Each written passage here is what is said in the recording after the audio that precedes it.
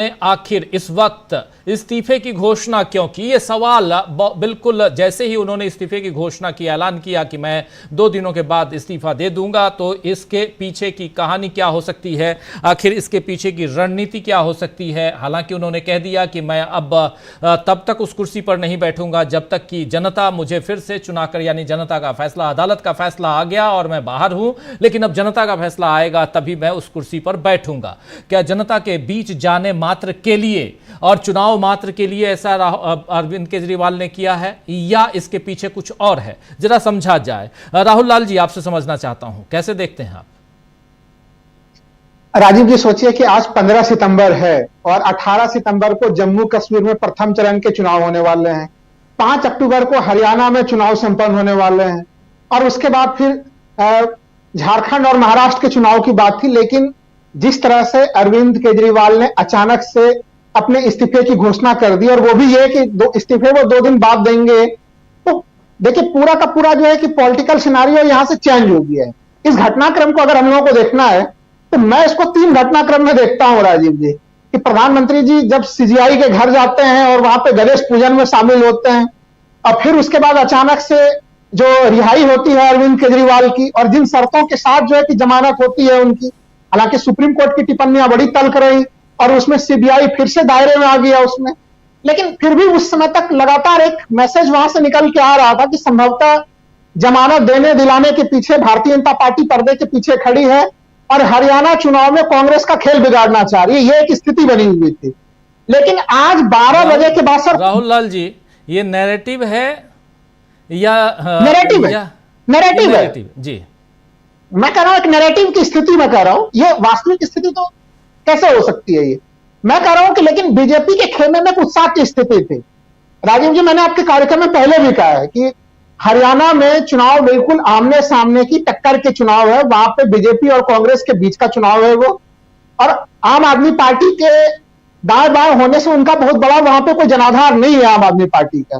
तो इसलिए आम आदमी पार्टी हरियाणा में क्या कर रही है उसका बहुत फर्क नहीं पड़ना। इसलिए मैं लगातार कह रहा हूं, अभी भी मैं कह रहा हूं कि 15 सीट भारतीय जनता पार्टी के लिए हरियाणा में पर्याप्त है, जबकि आम आदमी पार्टी पूरे ताकत के साथ भी चुनाव लड़े तब भी मैं इस आंकड़े पे कायम हूं, क्योंकि वो डिफरेंस होगा वहां पे। ऐसा नहीं कि बहुत आसपास की कोई वहां पे लड़ाई होने वाली है हरियाणा। एक मिनट रुको, 15 सीट किसके लिए? आम आदमी पार्टी की बात कर रहे हैं या बीजेपी के लिए बात कर रहे हैं? मैं बीजेपी के लिए मैक्सिमम कह रहा हूं कि बीजेपी मैक्सिमम 15 सीटों पे होगी। आम आदमी पार्टी का के बारे में नहीं कह रहा। उनका तो देखिए पिछले बार वो नोटा से भी कम जो है कि वो वोट लाए थे राजीव जी, वो नोटा से कम वोट प्रतिशत लेके आए हुए थे, 1% भी वोट शेयर नहीं था उनका। लेकिन आज के बाद से, आज सुबह में जैसे उन्होंने बयान दिया है, भारतीय जनता पार्टी की नींदें उड़ गई है, भारतीय जनता पार्टी की चैन उड़ गई है।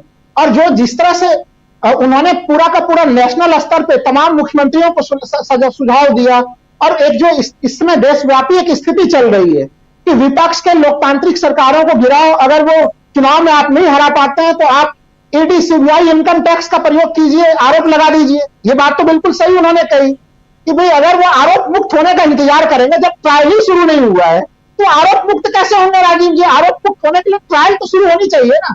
यहां तो आप ट्रायल ही स्टार्ट नहीं करते हैं। अभी आप देखिए नेशनल हेराल्ड का मामला है, आखिर मैं तो पूछ के थक गया हूं कि आखिर उसमें ईडी कब तक उस जांच को पूरा करेगी? यानी आप किसी को नाम को बदनाम करने के लिए इंग्लिश स्तर पर सारे प्रक्रिया को खोल के रख दीजिए। तो ये तो उन्होंने स्पष्ट पूरा संदेश दे डाला है यहां से। लेकिन जो बीजेपी के टेंशन है, बीजेपी का चिंता क्या है इस पूरे प्रकरण को लेकर, आपको याद होगा राजीव जी, हरियाणा के संदर्भ में हम लोगों ने देखा था, और बीजेपी अब तक उसको मेकअप नहीं कर पाई है। हरियाणा में देखा था कि बीजेपी का फर्स्ट इंप्रेशन यह गया था कि वो चुनाव से डर रही है और चुनाव का तिथि वो आगे बढ़ा रही है। यहां पे उसके एवज में अगर दिल्ली विधानसभा चुनाव को लेकर जिस तरह से कॉन्फिडेंस दिखाया है अरविंद केजरीवाल ने, आवाज की दिक्कत आ रही है क्या? मेरी आवाज आ रही है राजीव जी? आ रही, बिल्कुल आ रही, बिल्कुल। हाँ, मैं कह रहा हूं कि देखिए दिल्ली विधानसभा चुनाव को देखें अगर, तो यहां पे अरविंद केजरीवाल ने बिल्कुल नई बयान शुरू कर दी। 1 नेशन 1 इलेक्शन का नारा कौन दे रहा है राजीव जी? प्रधानमंत्री दे रहे हैं। अगर प्रधानमंत्री 1 नेशन 1 इलेक्शन का नारा दे रहे हैं और केजरीवाल ये मांग कर रहे हैं कि महाराष्ट्र और झारखंड के साथ हमारा भी चुनाव करा दीजिए, तो ऐसे स्थिति में चुनाव आयोग जो भी जवाब देगा और चुनाव जितना ही विलंबित होगा, बीजेपी उतनी ज्यादा ही हतोत्साहित होगी, और बीजेपी हतोत्साहित हो चुकी है। यानी देखिए जो रणनीति बनाई गई थी कि बीजेपी ने, जो बीजेपी एक तरह से कहीं बीजेपी जिसको लेके खुश थी कि आम आदमी पार्टी एक अरविंद केजरीवाल अब बाहर आ गए, हरियाणा में पूरा ताकत के साथ चुनाव लड़ेंगे और वहां पे बीजेपी के लिए स्पेस बनेगा। लेकिन उल्टे स्थिति ये हुई इस पूरे घटनाक्रम के बाद से, आज जिस तरह से अरविंद केजरीवाल ने इस्तीफा देने की घोषणा कर दी, और वो भी इस्तीफा कब देंगे, वो 17 सितंबर को इस्तीफा देंगे राजीव जी। 17 सितंबर प्रधानमंत्री का जन्मदिन होता है, सोचिए उसको जन्मदिन मनाने के लिए कितनी जोर शोर से तैयारियां होती है, गोदी मीडिया की कैसी तैयारी होती है, अलग अलग योजनाओं को लॉन्च करने की तैयारी होती है।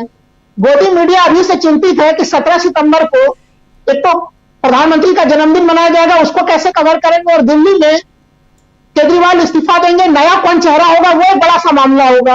तो प्रधानमंत्री के बर्थडे गिफ्ट देंगे, इस्तीफे का के रूप में बर्थडे गिफ्ट देंगे नरेंद्र मोदी को। बिल्कुल, मैं यही कह रहा था कि इस्तीफे के रूप में वो एक बर्थडे गिफ्ट दिया जा रहा है, जो बीजेपी को बिल्कुल ही परेशान कर रहा है। क्योंकि देखिए ये जो पूरा, देखिए इनका पूरा प्रयास क्या था कि विपक्ष को ऊपर भ्रष्टाचार के आरोप आप लगा दीजिए और अपने भ्रष्टाचार में डुबकी लगाते रहिए।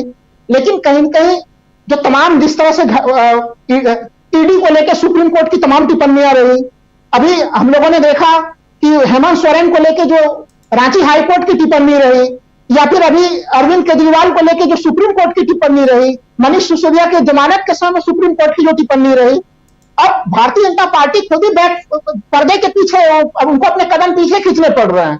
अब वो इस चीज का कैसे बचाव करेगी कि वो उन संस्थाओं का दुरुपयोग कर रही थी। भारतीय जनता पार्टी जो डंके के चोट पे करती है, और हम लोगों ने देखा है बयान भी राजनाथ सिंह का कि बीजेपी में इस्तीफे नहीं होते, मतलब बीजेपी में कोई कुछ भी कर दे वो इस्तीफे नहीं देंगे। तो जब बीजेपी में इस्तीफे नहीं होते, और यहाँ पे आम आदमी पार्टी ने बिल्कुल सही समय पे इस्तीफे की घोषणा कर दी अरविंद केजरीवाल ने, तो ये इस्तीफे नहीं होते और इस्तीफे होने वाली जो स्थिति बन गई है यहाँ पे, इसका सामना बीजेपी कैसे करेगी, इसका क्या उत्तर है। हम लोगों ने देखा अजय मिश्र टेनी का मामला रहा, क्या टेनी का इस्तीफा हुआ? बिल्कुल नहीं हुआ।